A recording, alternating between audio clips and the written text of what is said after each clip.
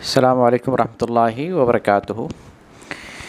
آپ نے جو ویڈیو مجھے بھیجی ہے اس میں جو مولانا ہیں وہ پڑوس کے ملک کے ہیں، ان کا اپنا دامن بھی ایک طرح سے داغدار ہے۔ جب آپ لال مسجد کی کہانی پڑھیں گے تو آپ کو پتہ چل جائے گا ان کی ہسٹری اور ان کی تاریخ کیا ہے۔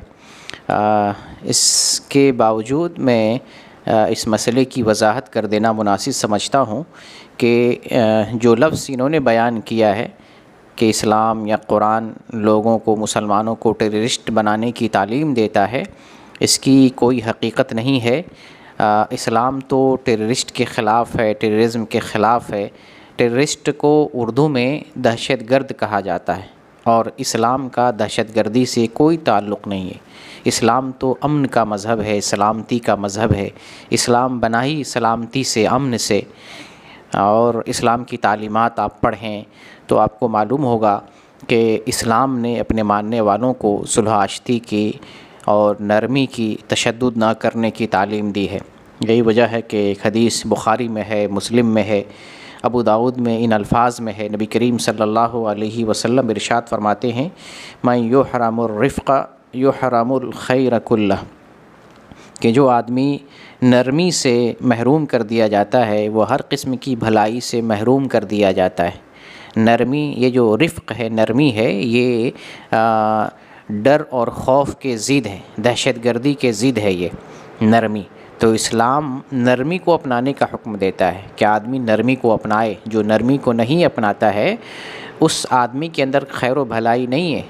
اور ہمارے پیارے حبیب محمد صلی اللہ علیہ وسلم سراپا نرمی کے پیکر تھے۔ آپ نے نرمی سے، اچھے اخلاق سے، بلند کردار سے لوگوں کو دین کی دعوت دی، اللہ کے دین کی طرف بلایا، اور لوگ آپ کے قریب آتے گئے اور اسلام پھیلتا رہا۔ اور آج پوری دنیا میں، دنیا کے کونے کونے تک اسلام پھیلا ہے۔ تو اس میں اسلام کی نرمی اور اسلام کے بلند اخلاق،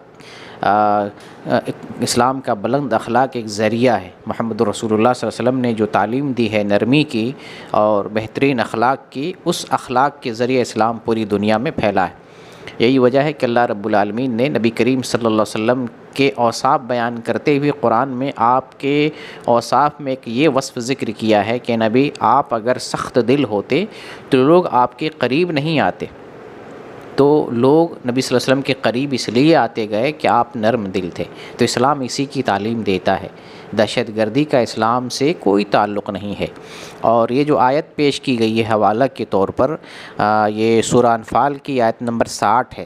دراصل یہ جنگ بدر کے پس منظر میں ہے، ایک جنگ کے پس منظر میں یہ آیت ہے کہ جب جنگ بدر میں کافروں کو شکست ہوئی تھی تو وہ لوگ بدلہ لینے پر آمادہ تھے، وہ لوگ غصائے تھے اور وہ چاہتے تھے مسلمانوں سے ہم بدلہ لیں۔ تو اس پس منظر میں مسلمانوں کو حکم دیا گیا کہ اپنی دفاعی قوت کو مضبوط رکھو، اگر وہ جنگ کریں، مقابلہ کریں تو تم ان کا مقابلہ کرو۔ یعنی ایک خاص پس منظر کی یہاں پر بات ہو رہی ہے۔ یہی وجہ ہے کہ اگلی آیت میں صلح کی بات کی گئی، اگر یہ تم سے صلح کر لیتے ہیں، صلح کرنا چاہتے تم صلح کرو۔ تو یہاں جو دہشت گردی کا لفظ استعمال کیا گیا ہے یہ مناسب نہیں ہے، اسلام اس کی تعلیم نہیں دیتا ہے، اور قرآن کی اس آیت کا ترجمہ کسی بھی مفسر نے دہشت گرد سے، دہشت گردی سے نہیں کیا ہے۔ لہٰذا یہ ترجمہ غلط ہے، اسلام دہشت گردی کے بالکل خلاف ہے۔ اللہ رب العالمین ہمیں اور مسلمانوں کو سمجھ دے، آمین یا رب العالمین۔